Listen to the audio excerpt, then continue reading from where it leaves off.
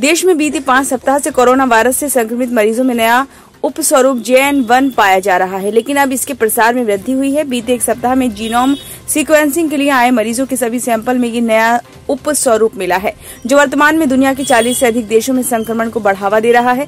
साथ ही देश के 11 राज्यों में कोरोना बढ़ रहा है। भारत के जीनोमिक्स कंसोर्टियम यानी इंसोकॉग ने केंद्रीय स्वास्थ्य मंत्रालय को सौंपी रिपोर्ट में बताया कि पिछले महीने नवंबर में जीनोम सीक्वेंस के दौरान देश के पहले 4 JN.1 संक्रमित मामले सामने आए, लेकिन इस महीने 17 मरीजों में ये स्वरूप पाया गया। कुल 8 सैंपल की जीनोम सीक्वेंसिंग में सभी JN.1 से संक्रमित मिले, जबकि इससे पहले के सप्ताह में 20% और 50% सैंपल में ये पाया गया। नई दिल्ली स्थित भारतीय आयुर्विज्ञान अनुसंधान परिषद के पूर्व संक्रामक विभागाध्यक्ष डॉक्टर समीरन पांडा का कहना है कि JN.1 उपस्वरूप की R वैल्यू ओमिक्रॉन से ज्यादा देखी जा रही है। इसका मतलब है कि एक से दूसरे या फिर तीसरे व्यक्ति तक संक्रमण प्रसार की क्षमता अधिक है, लेकिन गंभीरता के मामले में ये उतना ताकतवर नहीं है जितना बीते वर्षों में था। वहीं इंडियन मेडिकल एसोसिएशन की कोविड टास्क फोर्स के सह अध्यक्ष डॉक्टर संजीव जयदेवन ने बताया कि JN.1 उपस्वरूप को लेकर कई चिकित्सा अध्ययन सामने आए हैं, जिनसे जाहिर है कि बहुत अधिक गंभीर स्वरूप नहीं है, लेकिन ये तेजी से लोगों को अपनी चपेट में जरूर ले सकता है।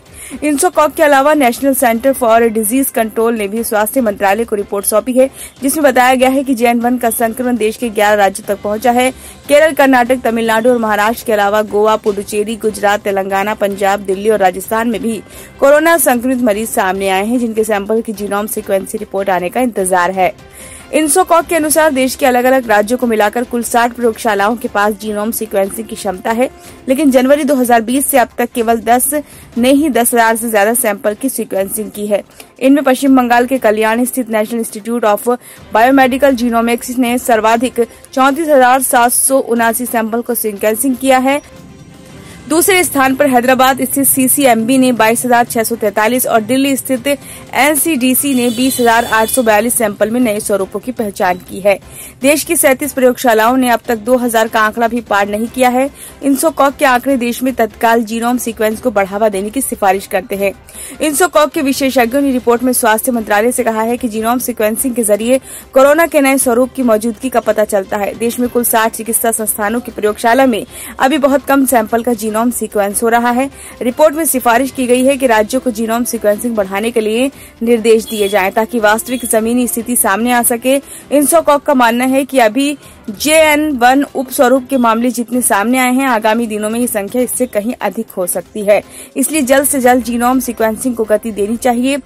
NCDC की रिपोर्ट के अनुसार देश में कुल सक्रिय मरीज 2,669 में से 45 मरीज 10 राज्यों के अस्पतालों में भर्ती हैं। इनमें ICU, वेंटिलेटर और ऑक्सीजन तीनों ही सपोर्ट वाले रोगी शामिल हैं। वहीं 125 से ज्यादा मरीज अस्पतालों में बिना ऑक्सीजन सपोर्ट पर हैं, लेकिन इन्हें IV चढ़ाया जा रहा है। हालांकि एक राहत ये भी है कि 92,80,000 मरीज अपने घरों में आइसोलेशन पर हैं और लक्षणों के आधार पर इनकी निगरानी की जा रही है। केंद्रीय स्वास्थ्य मंत्रालय ने बृहस्पतिवार को बताया कि बीते दिन देश में कोरोना संक्रमण से 6 लोगों की मौत हुई है। केरल में 3, कर्नाटक में 2 और पंजाब में 1 मरीज ने दम तोड़ दिया। वहीं बीते दिन 358 लोग कोरोना संक्रमित मिले हैं, जिसके चलते सक्रिय यानी उपचाराधीन मरीजों की संख्या 2,305 से बढ़कर 2,669 तक पहुंच गई है। चिकित्सा विशेषज्ञों से पता चला है कि सर्दियों में हमारा इम्यून सिस्टम कमजोर हो जाता है, जिससे संक्रमण जल्दी चपेट में लेता है। ये बात कोरोना और अन्य श्वसन संक्रमण सभी पर लागू होती है। कोरोना से हमें डरने की जरूरत नहीं है, लेकिन एहतियात बरतना भी हमारे लिए आवश्यक है। ब्यूरो रिपोर्ट, नई दिल्ली।